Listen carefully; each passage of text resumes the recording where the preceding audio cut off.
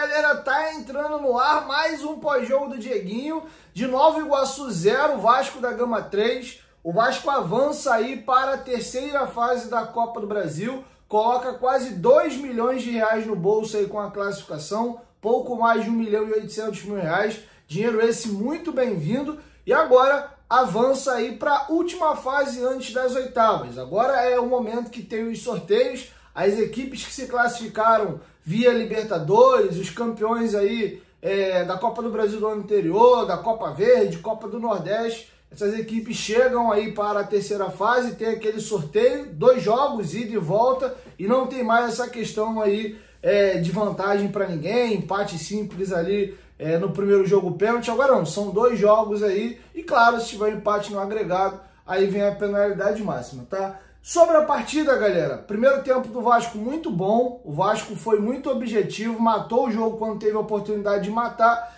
e no segundo tempo ele administrou a vantagem de maneira muito correta. E olha que mesmo assim poderia ter feito o 4º gol, mas ficou de bom tamanho. Acho que o Carille fez muito bem, ter dado uma dosada, tem um jogo muito importante daqui a 3 dias, o Vasco tem esse jogo contra o Flamengo, então foi muito bem aí o Carille na gestão da partida. Antes de eu me aprofundar aqui no nosso pós-jogo, deixa o like aí, galera, ajuda a gente bastante. Se estiver chegando aí pela primeira vez no canal, se inscreva. E lembrar vocês aí que a Betfair é a maior patrocinadora da história do Vascão da Gama e nossa parceira aqui no canal Futebolaço. Vai fazer a tua aposta, corre lá na Betfair, o link tá aqui, ó, na descrição do vídeo, no primeiro comentário fixado. Pô, Dieguinho, não vou apostar hoje ou amanhã não, abra a tua conta lá, você vai estar ajudando demais aqui o nosso canal.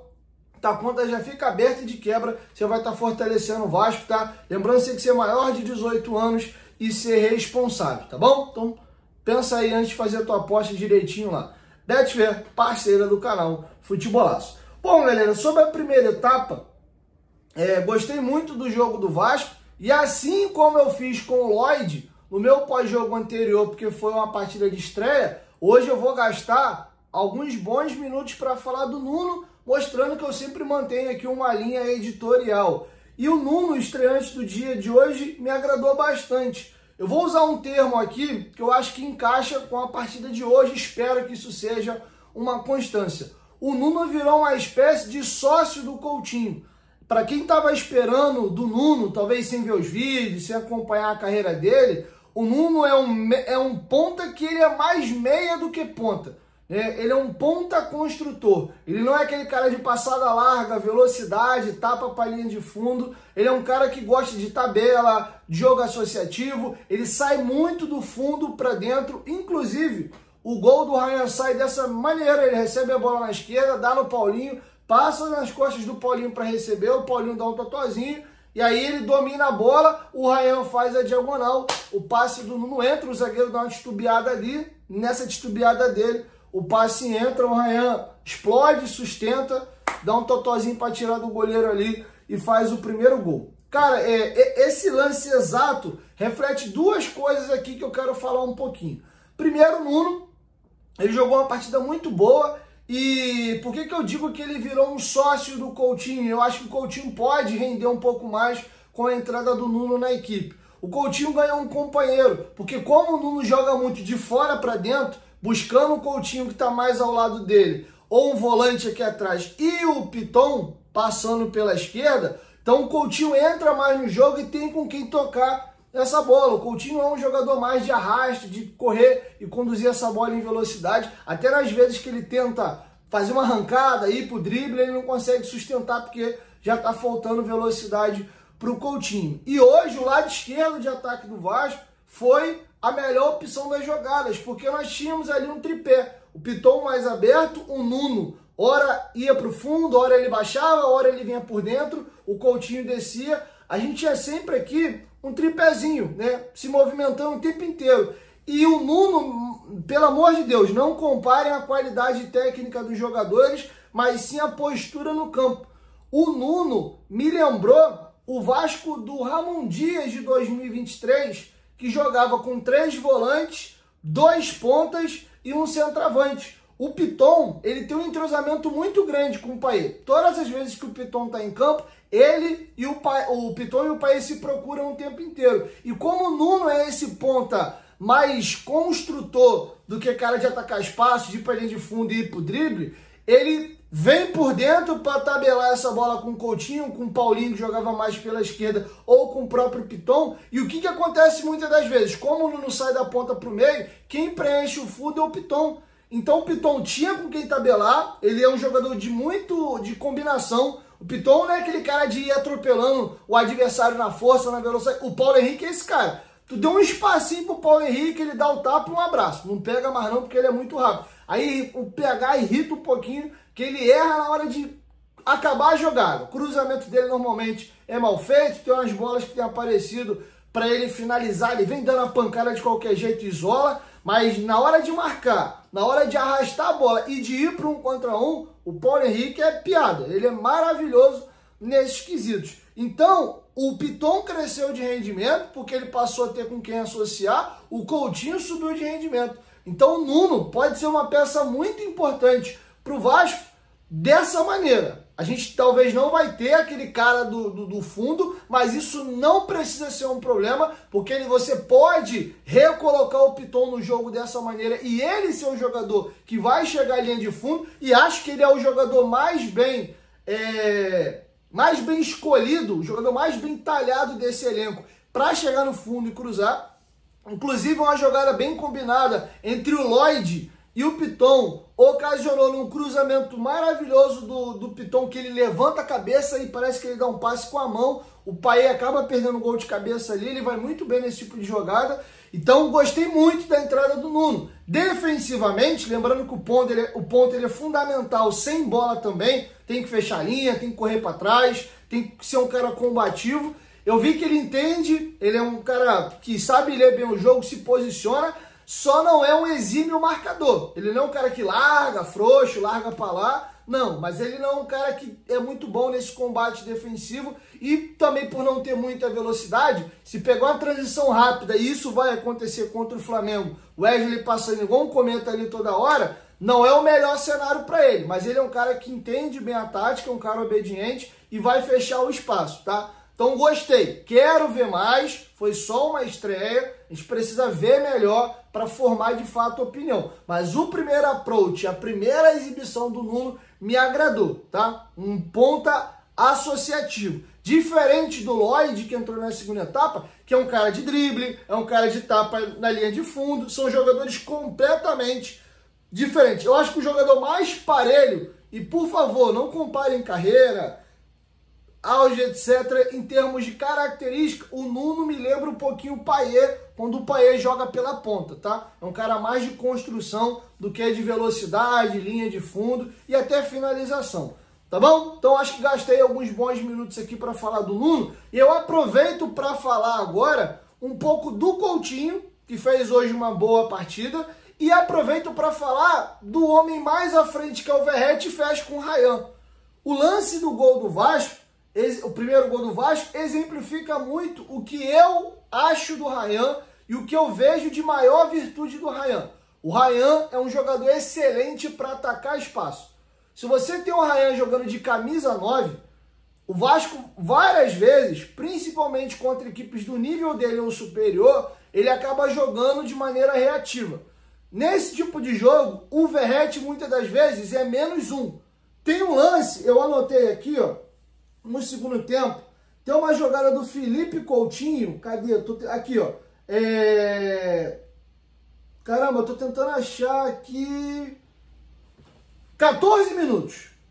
Tem uma jogada do Vasco, que a bola cai no pé do Coutinho, o Coutinho dribla o marcador, arrasta, e aí o Verratti vai tentar fazer a diagonal, sendo que o Verratti é muito lento.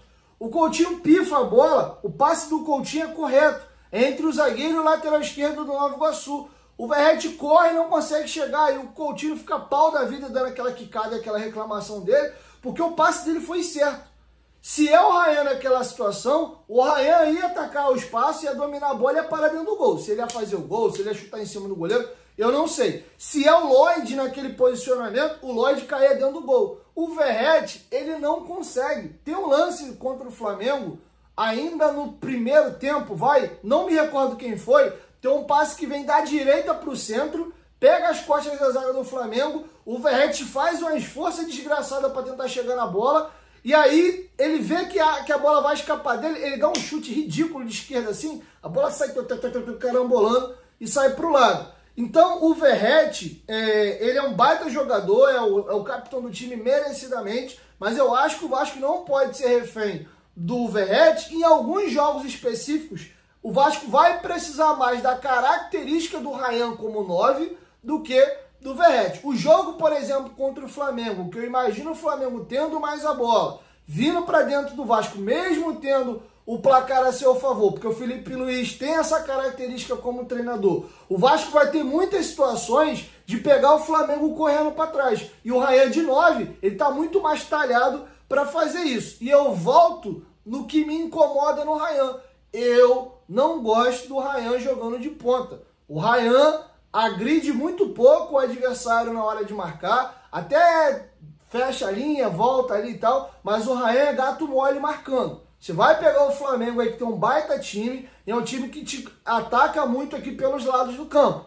E calha do Rayan jogar no nosso lateral mais frágil defensivamente, que é o Piton. Então eu, Diego, não gosto do Rayan jogando ali. Eu vejo o Rayan letal, eu vejo o Rayan perigoso, dando trabalho para o adversário na área ou próximo dela.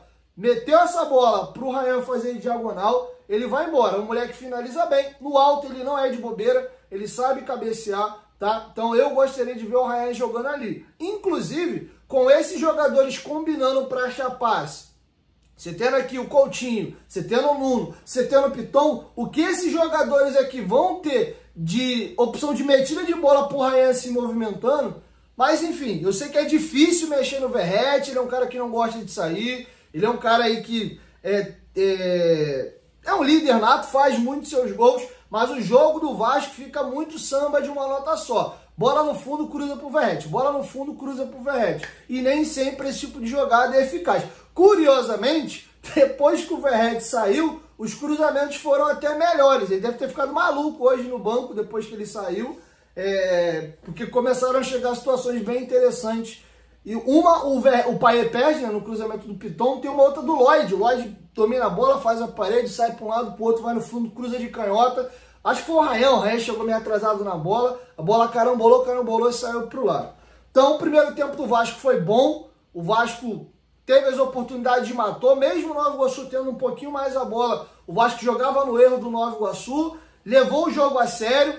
8 minutos fez o gol, com 16 minutos teve um pênalti não marcado do Daronco em cima do Verratti. E aí, cara, o tal do Sidney, capitão do Nova Iguaçu, foi muito infantil, cara. Hoje não tinha VAR. Falou, irmão, vou jogar futebol raiz aí, não tem VAR, vou tentar ser malandro e vou puxar a camisa do Verratti o tempo todo mesmo. Na primeira, o Daronco não viu, foi muito assintoso. Logo na sequência, ele continuou. Cara, ele chegou a pachorra de rasgar a camisa do Verratti. E olha que é difícil rasgar. Não vou pedir para você fazer isso sob hipótese alguma. Não vou pedir para ninguém tentar rasgar sua camisa em casa. Mas não é fácil rasgar uma camisa de futebol não, tá? Mostra que ele tem muita força e de que o puxão de fato foi assintoso. E achei legal porque o batedor de pênalti do Vasco é o Verratti. E ele carinhosamente cedeu a bola para o Coutinho. Ele foi trocar a camisa e acabou deixando para o Coutinho bater. O Coutinho bateu bem, a bola foi bem no cantinho, o goleiro acertou o canto e a bola entrou. E eu acho que isso tira um pouco do peso. De novo, se vocês prestarem atenção, o Coutinho corre, ele vai dar aquele pulinho, os jogadores abraçam ele, mas a fisionomia e a expressão do Coutinho ainda é aquela coisa pesada, sabe? Você vê que ele tá se cobrando. Cara, eu não tô satisfeito em fazer um gol contra o Nova Iguaçu. E você percebe que quando ele faz um golaço, com 38 minutos, o semblante dele já é um pouco melhor. E olha que ali era um gol de 2-0, o Vasco se estabelecendo, ele podia estar um pouco mais leve. Mas você vê que ele está se cobrando. Acho até que caberia uma conversa do Pedrinho, da comissão, não sei. O Felipe, o Luizinho Quintanilha, que hoje está na comissão técnica, ou para Pedrinho, chamar ele de canto. Couto, cara, solta um pouco esse peso, relaxa um pouco. E a gente aqui, ó, a torcida pode cobrar, mas a gente aqui não vai te botar esse peso, cara. Joga teu jogo cada dia de uma vez. E eu sinto ele, sabe, parece que ele tá pesado. Mas graças a Deus hoje ele faz um golaço. E dá pra encaixar outro comentário aqui. O jogador, conforme ele envelhece, ele perde força, ele perde velocidade. Mas o que não muda, em muitos casos até melhora, é a finalização. Quanto mais velho o jogador vai ficando, ele mais treina, ele mais chuta, ele tem mais experiência e às vezes ele pega melhor o time. Uma coisa que é mal explorada no jogo do Coutinho, ele não tem tido muita velocidade, ele não consegue arrastar muito, ele se movimenta menos. Até nos outros jogos, tá? Hoje eu vi ele se movimentando bastante e saiu muita tabela entre ele e o Nuno, então não é o caso do jogo de hoje. Mas o Coutinho sempre faz gol. Golzinho no Fluminense, gol na Portuguesa, gol hoje, ano passado. Também carambolou os golzinhos dele. Então ele tem ainda a finalização apurada. Teve um lance que me irritou um pouquinho hoje. Teve um cruzamento que vem da esquerda. E o Ryan, cara, ele chega chutando e isola a bola. Foi com... Deixa eu ver se eu acho a minutagem aqui. Foi com 26 minutos, um cruzamento do Nuno. Cara, era só o Ryan pisar na bola. Só escorar a bola assim, ó. Pimba, o Coutinho estava de frente. O Coutinho finaliza muito bem. Eu acho que isso pode começar a acontecer. Por exemplo, o problema é que o Verratti faz isso mal. Que é aquela jogada com o meia vem por dentro, ele faz um 9 de parede. Ele dá o tapa para dentro, já corre na bola. O centroavante faz aqui a parede e só pisa. Para ele vir chegar batendo de frente. Então acho que o Vasco e o Carille tem que criar mecanismo para colocar o Coutinho mais em chance de finalizar. Quer ver um lance que eu acho que o Coutinho se revirou na cadeira no segundo tempo e vai uma crítica aqui ao Payet? Tem uma jogada, com 28 minutos do segundo tempo, cara, jogada linda. O Coutinho, o Payet fica cara a cara com o goleiro, na risca da grande área. Pô, e o Payet é um cara que se notabilizou ao longo da carreira por ter uma excelente finalização. Cara, ele cara a cara com o gol, ele podia escolher chutar num ângulo, no outro, em cima, embaixo, chapar, dar uma pancada de pé, fazer o que ele quiser. Ele simplesmente, o jogo 3-0, e aí isso me incomoda, porque às vezes ele é um pouquinho negligente em situações que o Vasco está com um placar muito elástico, ele vira a cara e tenta achar um passe de direita aqui pro Piton. O Piton não foi, e a culpa não é do Piton, porque, cara, tava muito aberto o gol, ele tava muito de frente pro gol, e ele, na carreira dele, historicamente, é um grande finalizador. Qualquer um vai imaginar que ele vai chutar. O Piton poderia até fazer o dele, cara, minha obrigação é acompanhar a jogada aqui, mas pra mim quem errou foi o Payet, até porque ele deveria também, como meia, já que ele tinha o leque de opção de pifar ou de chutar, deixa eu olhar pra ver se ele foi. Ele simplesmente não olhou para ver se o Piton entrava e trocou a finalização para o passe. Ele não chutou, acabou passando mal, porque o Piton não foi para o fundo e o Vasco perdeu a oportunidade. Tem um jogo que ele entra fazendo uma fumaça, o Vasco estava com o placar garantido 2-0, finalzinho que ele entra em São Januário, que ele entra meio que para se exibir, que é o jogo que o Léo Jardim tem um bate-boca feio com ele. Que ele perereca uma bola, aí ele dá no Léo Jardim no fogo, o Léo Jardim quase se enrola, dá uma bicuda, ele pum, controla, vira a bola do outro lado, o lance é até bonito. Mas ele meio que entra para se exibir para a torcida ali. O jogo estava ganho já, 2-0, minutos finais. Então, às vezes, ele tem um pouquinho disso que me incomoda, cara. Faz o simples, faz o sério. Por exemplo, se ele faz o gol hoje e ele não entrou mal, achei ele até com um pouco mais de mobilidade do que o Payet, achando o que o Coutinho, achando passe, movimentando, acho até que ele faz um bom jogo. Se ele faz o gol hoje, ele volta a botar aquela pulguinha. Pô, cara, o Payet tem qualidade, será que não vale uma conversa, não vale um esporro? E ele troca a chance de fazer um gol hoje pela firula, pela displicência, pelo jogo arte.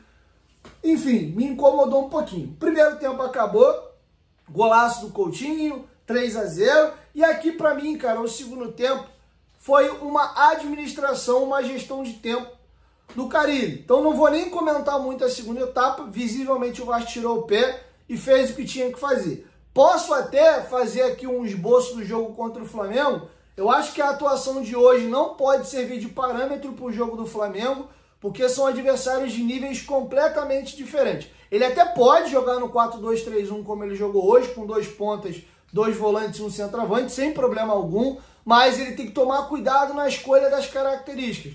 Por exemplo, você vai ter o Ryan marcando ali, fazendo dobra na ponta com o Piton. Eu acho arriscado. Eu acho que o Flamengo pode se criar por esse lado. Inclusive, é o lado que o Wesley ataca. Vai ser mesmo o Ryan o jogador para ser o responsável para fazer a dobra de marcação com o Piton? Não me agrada. Me preocupa bastante, tá?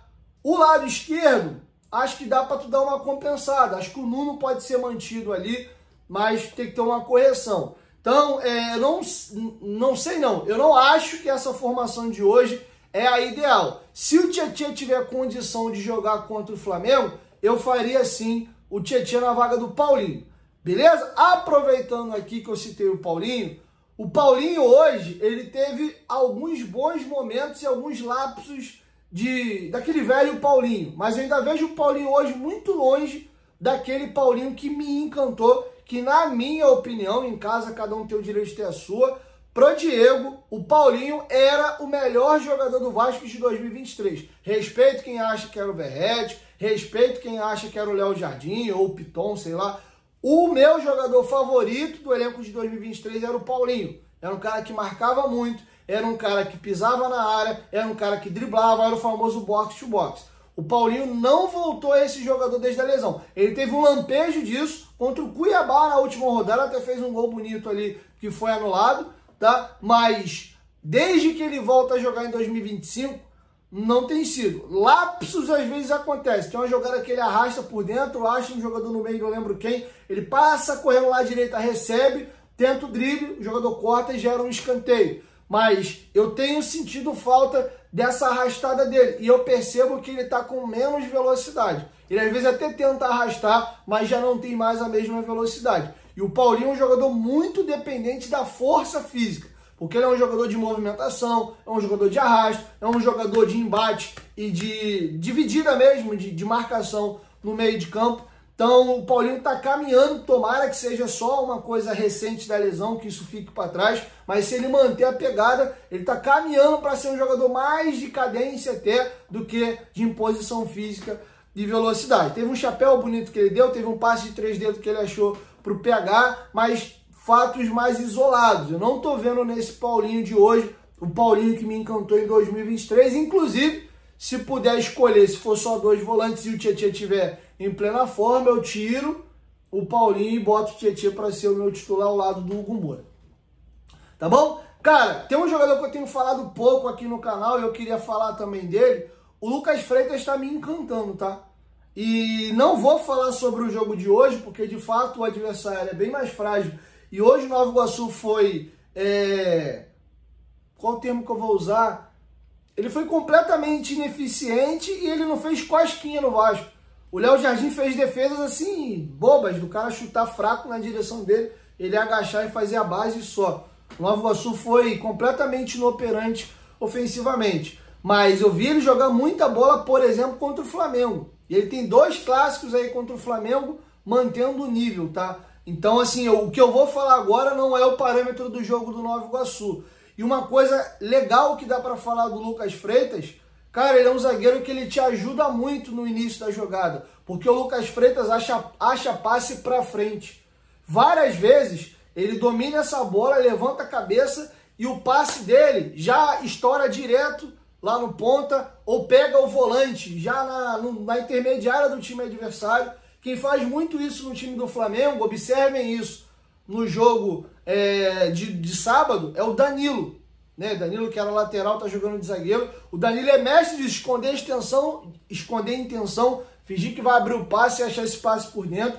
O Lucas Freitas faz isso toda hora. Toda hora. É um cara que dificilmente erra passe. Também é um cara que não se afoba. Ele também sabe jogar de lateral esquerdo. Para quem não sabe, ele é base do Flamengo. Ele vai para o Palmeiras já no sub-20. Então ele fez quase a base inteira no Flamengo. Termina ali a lapidação dele final no Palmeiras. Então é um jogador que recebeu uma boa atenção e bebeu em águas bacanas aí de categoria de base. Então tá me chamando a atenção. E eu volto até a dar uma pincelada breve. A galera se apega muito a grife. Não, eu quero jogador de nome. Às vezes até passa pano e fica sempre dando moral e dando uma aliviada para jogadores de nome no elenco, porque quer ter a grife por ter a grife. E eu percebo que os melhores jogadores do Vasco da era SAF, todos eles, sem exceção, foram os sem grife. A maioria dos jogadores que chegaram com grife no Vasco ou não performaram próximo da expectativa que havia sobre eles no momento da contratação. Os melhores para mim foram os anônimos. Léo Jardim, Piton, Verratti, Paulinho, o Lucas Freitas agora tá muito bem, Paulo Henrique. Então, a maioria dos jogadores que bem-sucedidos do Vasco na era SAF são jogadores aí anônimos. E o Lucas Freitas está caminhando para isso, tá? Não é fácil achar o zagueiro canhoto e é um jogador que tem me agradado muito. E olha, o Lemos que veio para ser o titular, nesse momento agora, não faz nem sentido cogitar a entrada dele no time. Faltou falar isso no pós-jogo contra o Flamengo. O João Vitor fez uma besteira ali que quase saiu um gol do Vasco. O Luiz Araújo perdeu um gol bizonho, na pequena área sozinho ele isolou. Mas tirando essa falha grave do João Vitor, foi meio que um lapso dele ali, ele até ganha na dividida com Plata ali. Pô, ele tá acompanhando a jogada e do nada, cara, parece que desliga o disjuntor dele, ele cai no chão ali de maneira tosca e quase gera o gol pro adversário. Mas o João Vitor fez um partidaço contra o Flamengo. Foi até bacana esse gol não ter saído, porque ele ia ficar marcado por esse lance e ia meio que manchar uma partida boa dele, tá? Mas tá legal, cara. São dois zagueiros de velocidade. Isso te possibilita jogar com linha alta, porque quando você perde a bola, você tem zagueiros velozes para correr para trás. O próprio Paulo Henrique, que joga na direita, também é um defensor veloz. Então casa legal. Ele não é muito alto, mas também não tenho percebido até aqui ele perdendo duelo aéreo ali o tempo inteiro. Tô gostando, tá? Do Lucas Freitas. Então é isso, galera. Assim eu encerro com vocês o nosso pós-jogo. Falo um pouquinho melhor do clássico contra o Flamengo a partir de amanhã. Gostei da partida de hoje. Serve essa formação para jogos que o Vasco é superior ao adversário, mas especificamente pensando no jogo contra o Flamengo, esse aí não seria o meu 11 inicial, tá? Podemos até ter a mesma formação, mas eu mudaria as peças. O Ryan de ponta direita eu acho problemático contra o Flamengo, tá? A gente precisa de um jogador ali que tenha mais essa capacidade de marcar, de fechar espaço e, claro, com bola conseguir ajudar. Se o Carille quiser manter o Ryan no time, eu não faria isso para início, mas seria na vaga do Verratti. Aí tu bota ele de 9, pode abrir o Garré, por exemplo, que é um jogador que eu percebi que sabe marcar, fechar espaço, marca bem, é um cara mais combativo, não vai ter tanta velocidade assim no fundo. Mas enfim, eu acho que o Carille tem que pensar com carinho e não descartaria por completo a formação do primeiro tempo, tá? Ele foi no 4-3-3, tá? Com 3 volantes ali, 2 pontas, o Coutinho jogando mais de ponta ali, e com um centroavante. Não abriria a mão disso também, não. Dá para fazer. Dependendo aí, se o Tietchan tiver em condição, se ele quiser dar mais uma oportunidade pro Paulinho, dá para fazer Hugo, Paulinho, Tietchan, e aí tu faz Coutinho, e mais um, Coutinho, Nuno, abre o Nuno para direita, enfim, bota ali o Verratti na frente. Não tá de todo largada a formação com 3 volantes, não. Encaixou muito bem com o Flamengo no primeiro tempo. Inclusive, o gol do Flamengo sai quando ele muda o sistema. Poderia ter saído antes, se é verdade. A falha do João Vitor e o chute na trave do Luiz Araújo é antes da entrada do Lloyd e a abertura de mão do 4-2-3-1, ou do 4-3-2-1 para um 4-2-3-1, tá? Enfim, são temas aí para o próximo vídeo. Espero que vocês tenham gostado do pós-jogo. Deixe seus comentários aqui. Ah, rapidinho, sobre o Lloyd, gostei, tá? Qualidade com a bola no pé no terço final. Vi ele marcando melhor hoje, mais comprometido com a parte defensiva. Teve até um carrinho legal que ele divide ali e grita na cara do jogador do time adversário.